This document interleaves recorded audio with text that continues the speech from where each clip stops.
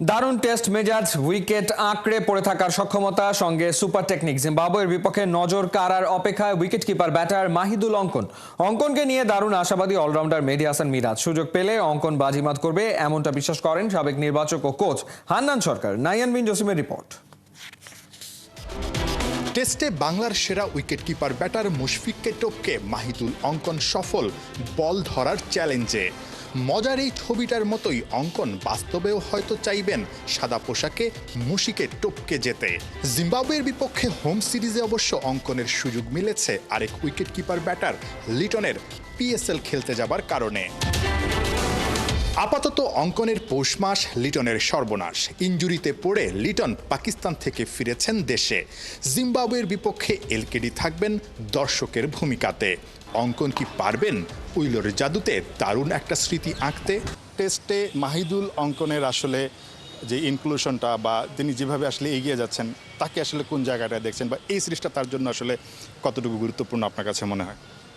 অঙ্কন আসলে proven performer. আপনি দেখবেন যে শুধু গত বছর না, অনেকদিন যাবতীয় ডোমেস্টিক খেলছে। একজন প্লেয়ার যখন আন্ডার-19 খেলে আসার পরে 4-5 বছর পারফর্ম করে বা ডোমেস্টিক ক্রিকেট খেলে, তখন তার ম্যাচুরিটি গ্রো করে।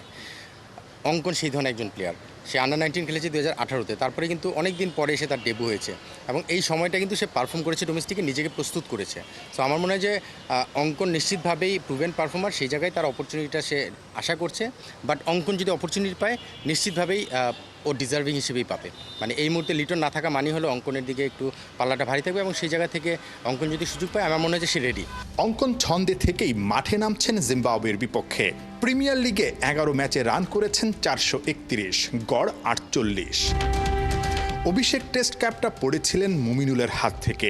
সেই মুমিনুলের কাছেই হয়তো টেস্টে বড় ইনিংস খেলার টোটকাও নিয়েছেন সিরিজ শুরুর আগে।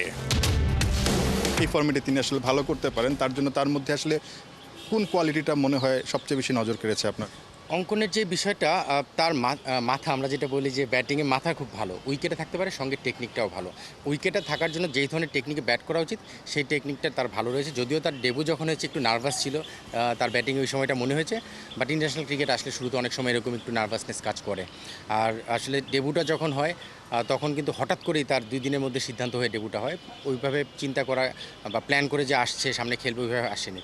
এখন অঙ্কন কিন্তু প্ল্যান করে আসবে, মানে সে জানে যে এরকম একটা সম্ভাবনা আছে খেলার, এবং যদি অপরচুনিটি পায় সে সেটা কাজে লাগাবে। সো আমার মনে হয় যে তার টেকনিক্যাল জায়গা থেকে যদি চিন্তা করি, টেস্ট ক্রিকেটে যেই ধরনের টেকনিক অ্যাপ্লাই করা উচিত, সেই ধরনের ব্যাটিং টেকনিক তার রয়েছে, উইকেটে থাকার মতো অ্যাবিলিটি রয়েছে।